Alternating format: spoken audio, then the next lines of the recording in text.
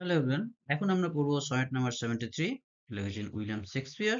এটি এই সনেটের উপর দ্বিতীয় ভিডিও। আশা করি তোমরা প্রথম ভিডিওটি দেখেছো।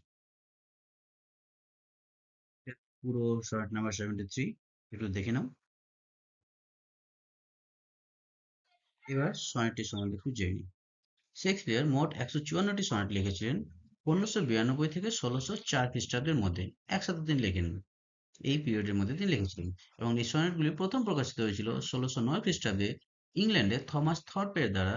সেই বইটির নাম ছিল শেক্সপিয়ার্স সনেটস নেভার বিফোর ইমপ্রিন্টেড। এবার জেনে নিই সনেট কাকে বলে। সনেট হচ্ছে 14 লাইনের একটি কবিতা, যার একটি নির্দিষ্ট ছন্দ আছে, মিটার আছে, এবং একটি নির্দিষ্ট আইডিয়াকে কেন্দ্র করে রচিত। সেই আইডিয়াটা হতে পারে ভালোবাসা, কিংবা সৌন্দর্য, কিংবা সময়, কিংবা মরণশীলতা ইত্যাদি। এবার সনেটের প্রকারভেদ সম্বন্ধে জেনে নিই। সনেট তিন রকম। একটা হচ্ছে পেট্রার্কান সনেট, একে ইটালিয়ান সনেটও বলা হয়, বা শেক্সপিয়ারিয়ান সনেট বা ইংলিশ সনেটও বলা হয়, আর একটা হচ্ছে স্পেন্সারিয়ান সনেট। এই তিন রকমের সনেট।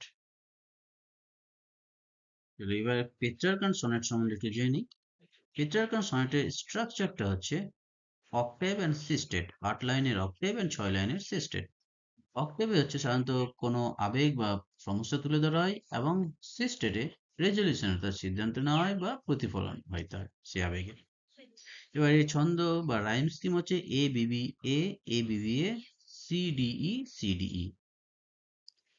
আর এই নাম থেকেই বোঝা যাচ্ছে পেট্রার্কান সনেট ইন্ট্রোডিউস করেছিলেন, অর্থাৎ নিয়ে এসেছিলেন বা আবিষ্কার করেছিলেন বা প্রথম লিখেছিলেন ফ্রান্সেসকো পেট্রার্ক।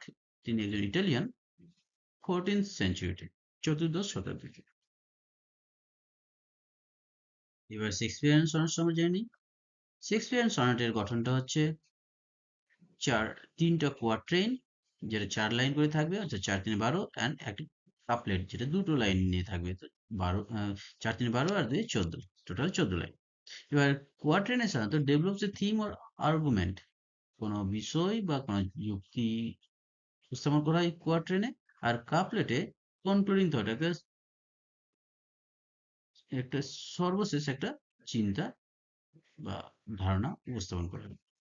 এর ছন্দ হচ্ছে বা rhyme scheme A B A B, C D C D, E F E F, G G. এটা ইনভেন্ট করা হয়েছিল উইলিয়াম শেক্সপিয়ারের যারা। এবার স্পেন্সারিয়ান সনেট সম্বন্ধে একটু জেনে নিই। এর স্ট্রাকচারটা হচ্ছে তিনটে কোয়াট্রেন, 4 লাইনের করে প্রতিটা, আর একটি কাপলেট যেটা 2 লাইনের, শেক্সপিয়ারিয়ান সনেটের মতো। রাইম স্কিম হচ্ছে A B A B, B C B C, C D C D, E A ই।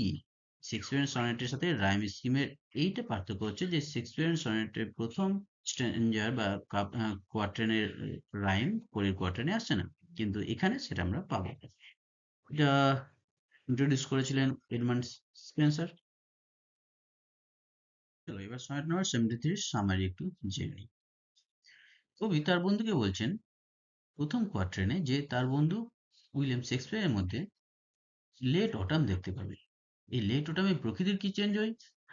কিছু গাছে পাতা সবুজ হয়ে যায়, কিছু গাছের শাখায় পাতাই থাকে না বা খুব অল্প পাতা থাকে, এবং সেই পাতাহীন শাখাগুলো শীতকালে কাঁপতে থাকে। আবার এই পাতাহীন শাখাগুলোকে ধ্বংসপ্রাপ্ত গির্জার সাথে তুলনা করা হয়েছে, কারণ পাতাহীন শাখায় যেমন পাখিরা গান গায় না বা পাখিদের দেখা যায় না, ঠিক একইভাবে ধ্বংসপ্রাপ্ত চার্চে আর ঐক্যতান সঙ্গীত শোনা যায় না। তারপরের ট্রেনে কবি বলছেন যে কবিতা কবির বন্ধু কবির মধ্যে, অর্থাৎ উইলিয়াম শেক্সপিয়ারের মধ্যে সেই টুয়াইলাইট আর গোধূলি দেখতে পাবেন, যা সানসেটের পরে অর্থাৎ সূর্যাস্তের পরে মিলে যায়, এবং রাত্রি গ্রাস করে যখন স্লিপ অর্থাৎ ঘুম সকলকে বিশ্রামে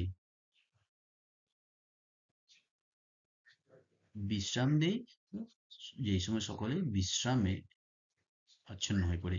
এখানে স্লিপকে খুবই অল্পকালীন বিশ্রামের সঙ্গে বিশ্রাম হিসাবে উল্লেখ করেননি, তিনি বলেছেন স্লিপ মিনস এটার্নাল স্লিপ, মৃত্যু। তারপরের কোয়ার্টারে কবি বলেছেন যে তার মধ্যে তার বন্ধু সেই অস্তমিত বা নিবন্ত আগুন দেখতে পাবে, যে আগুন তরুণের সময় প্রজ্বলিত ছিল।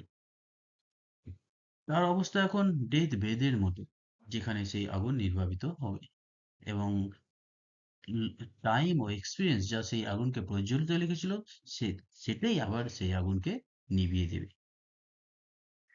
এবং অবশেষ, তো লাস্ট কনক্লুডিং কাপলেটে কবি বলেছেন, তার বন্ধু যখন বুঝতে পারবেন যে কবি মৃত্যু পথযাত্রী, তখন কবির প্রতি তার ভালোবাসা আরো দৃঢ় হবে, কারণ যা স্বল্পস্থায়ী হয় তার প্রতি আমাদের ভালোবাসা আরো প্রগাঢ় হয়।